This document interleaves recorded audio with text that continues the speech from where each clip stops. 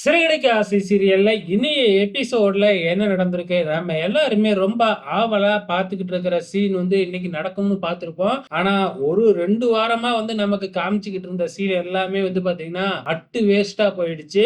எப்ப அந்த கறிக்கடைக்காரரு, அதாவது மாப்பிள்ளையோட தாய் மாமாவ நம்ம அண்ணாமலை ஃபேமிலில இருந்து யாராச்சும் ஒருத்தவங்கனாச்சும் பார்க்க மாட்டாங்களா? அப்படின்னு சொல்லி தானே நாம எல்லாருமே பார்த்துக்கிட்டு இருந்தோம். ஆனா, அது எதுவுமே நடக்கவே இல்ல. அவரும் மண்டபத்துல சுத்தி சுத்தி வந்துகிட்டே தான் இருக்கிறாரு. ஆனா யாருமே பாத்தீங்கன்னா அவரை பார்க்கவே இல்ல. இங்க மனோஜ் எடுத்த உடனே போயிட்டு பாத்தீங்கன்னா பந்தியில உட்கார்ந்து சாப்பிட ஆரம்பிச்சிடுறாப்ல. யார பத்தியும் கவலைப்படாம இத எல்லாத்தையும் நம்ம அண்ணாமலை, முத்து எல்லாம் பார்த்துட்டு கிண்டல் பண்ணிக்கிட்டு இருக்காங்க. அதுக்கப்புறம் பக்கத்திலேயே அவங்களும் உட்கார்ந்து சாப்பிட ஆரம்பிச்சிடுறாங்க. அதுக்கப்புறம் பாத்தீங்கன்னா விஜயா 3 மருமகள்களும் உட்கார்ந்து சாப்பிடுறாங்க.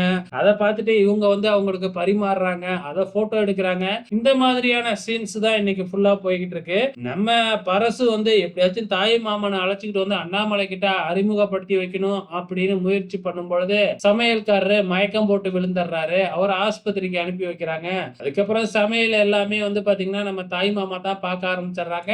இதனால அண்ணாமலைய பார்க்கறதுக்கு வாய்ப்பு கிடைக்காம போயிடுது.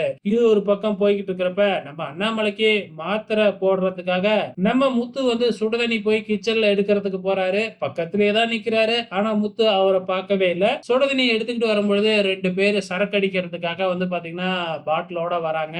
அப்ப 2 பேரும் மோதிக்கிறாங்க. டக்குனு அந்த சரக்கு பாட்டில் நம்ம முத்து கைக்கு போயிடுது. இத நம்ம மனோஜ் பார்த்துட்டு தப்பா புரிஞ்சுக்கிறாப்ல. இங்க முத்து தான் தண்ணி அடிக்க போறான் அப்படிங்கிற மாதிரி. சோ நாளைக்கு என்னெல்லாம் கலாட்டா நடக்க போகுதுன்னு தெரியல. பொறுத்திருந்து பார்க்கலாம்.